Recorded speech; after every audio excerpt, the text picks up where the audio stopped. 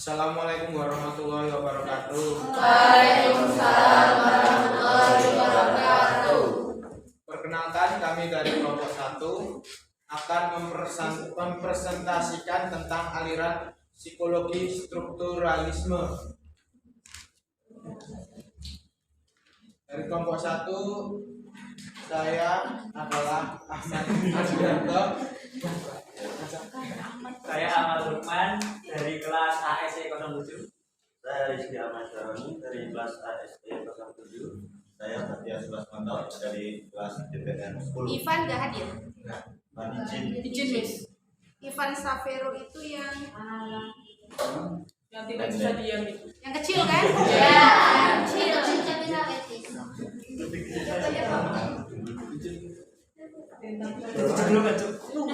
Kecil terus ini apa?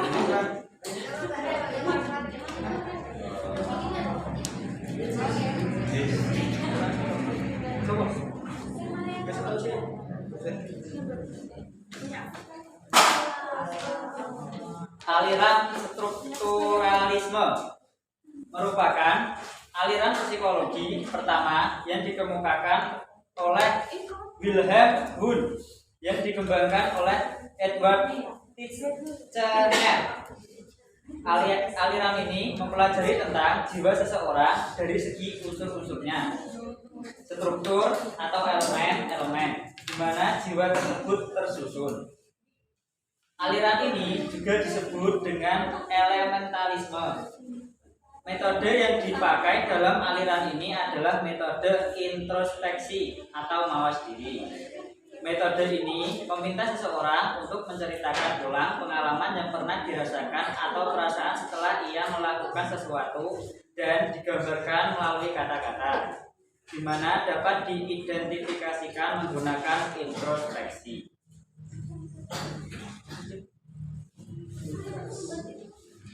Untuk tokoh-tokoh yang menganut aliran strukturalisme yaitu Wilhelm Wundt. Nama Wilhelm Maximilian Wundt, lahir Jerman pada 16 Agustus 1832 dan meninggal pada 31 Agustus tahun 1920. Karirnya dokter, psikolog, fisiolog, dan profesor.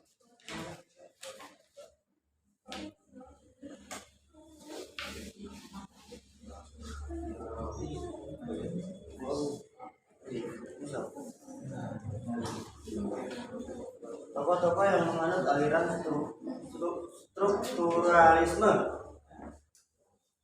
Wilhelm Wundt tahun 1832 sampai 1920 sering disebut bapak psikolog modern, disebabkan ia merupakan pendiri laboratorium psikolog eksperimental yang pertama di Leipzig tahun 1879 dan menjadi ilmu psikolog menjadi ilmu tersendiri yang melakukan penelitian untuk mempelajari pikiran dan perilaku manusia dengan metode ilmiah.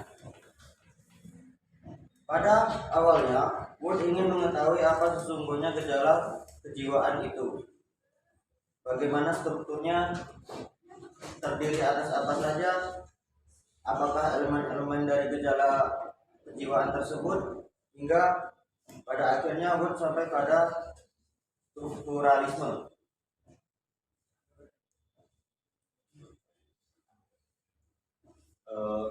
Sistematika psikologi oleh Wundt mengalami perkembangan dari masa ke masa, yang antara lainnya yang pertama prasistematik tahun 1860.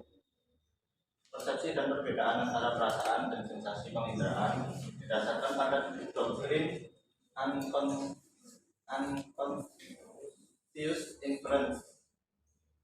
Yang kedua elementalisme, sensasionisme, dan asosiasionisme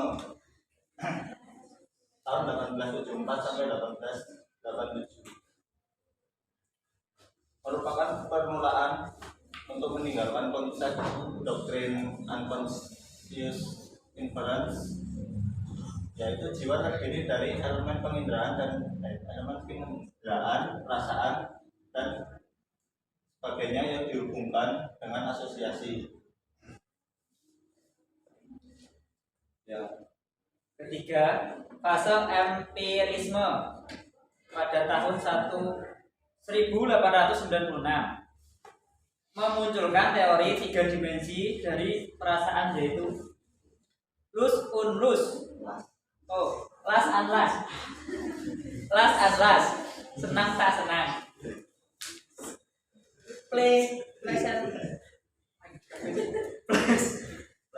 pleasantness, unpleasant, panus, losus, tegang tak tegang, stein relaxation, eregun beruhigung, semangat atau tenang, excitement, calm.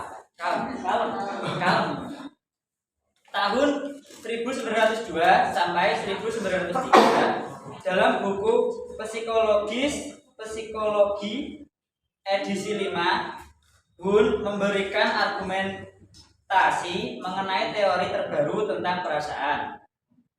Konsep apersepsi bertambah penting. Setiap rangsangan yang sampai ke indera manusia selalu dipersepsikan. Tetapi sebagian saja dari rangsangan itu yang dipersepsikan, yaitu yang hanya diberikan perhatian khusus saja. Jadi, dalam apersepsi terdapat unsur kesenjangan dan kesadaran. Pada periode ini, Wundt menulis buku Volker Psikologi. Di dalam bukunya, ia menuliskan tentang Higher mental proses mental lebih tinggi dari penginderaan, perasaan, persepsi, dan apersepsi.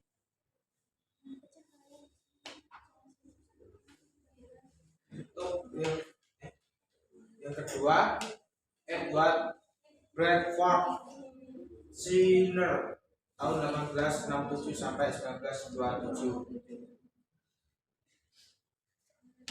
merupakan murid dari Wilhelm Wundt tahun 1890.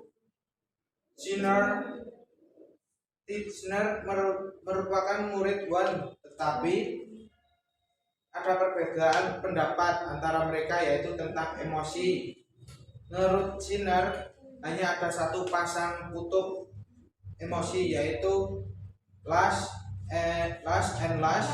Perbedaan pendapat lainnya antara Skinner dengan Wundt adalah dalam hal perhatian atau attention.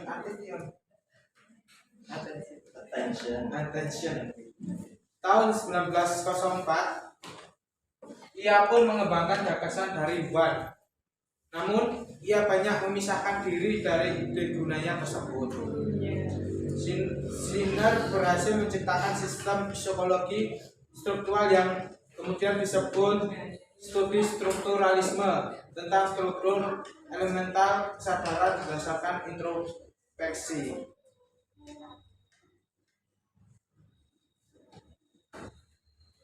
Tiga kondisi atau keadaan dasar dari kesadaran.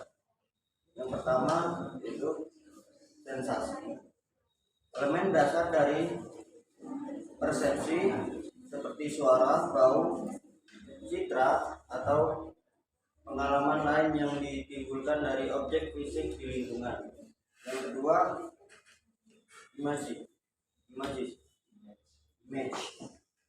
Elemen dari ide diperoleh melalui pengalaman yang tidak terjadi pada saat ini atau ingatan masa lalu.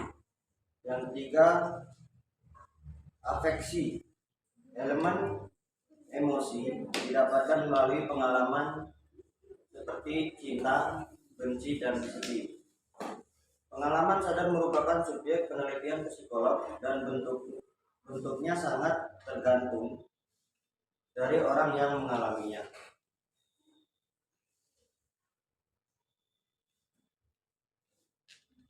Dalam konsep dan sistem ini, psikologi strukturalisme dari Gunn dan Titchener memiliki 3 tujuan. Yang pertama, menggambarkan komponen-komponen kesadaran sebagai elemen-elemen dasar. Yang kedua, menggambarkan kombinasi kesadaran sebagai elemen dasar tersebut dan menjelaskan hubungan elemen-elemen kesadaran dengan sistem syaraf.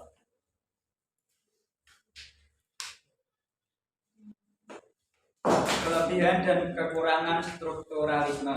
Kelebihan: sebagai pelopor, psikologi menjadi ilmu pengetahuan, seperti halnya fisika dan kimia.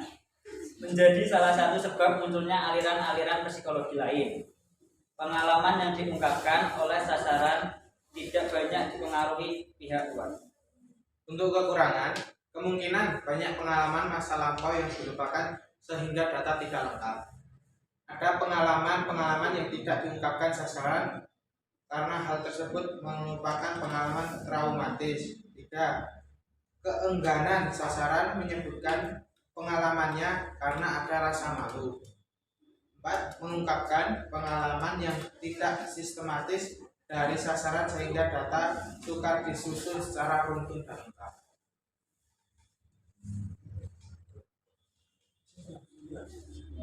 Kesimpulan, psikolog sebagai ilmu yang berdiri sendiri berawal dari Psikologi bukan psikolog. Oh ya. Beda ya, psikologi dan psikolog ya. Psikologi sebagai ilmu yang berdiri sendiri berawal dari berdirinya laboratorium psikologi oleh Wilhelm Wundt. Wilhelm Wundt juga mengemukakan aliran psikologi pertama, yaitu strukturalisme, aliran yang mempelajari tentang struktur atau elemen-elemen dalam gejala kejiwaan. Aliran ini kemudian dikembangkan oleh muridnya yang bernama Edward Titchener. Meski sedikit berbeda pendapat dengan sang guru, Edward Titchener tetap menganut aliran strukturalisme Wundt dan ia menyebarkannya di Amerika Serikat. Aliran ini memiliki kelebihan dan kekurangan. Hal ini juga menyebabkan munculnya aliran-aliran lain untuk menggantikan aliran strukturalisme ini.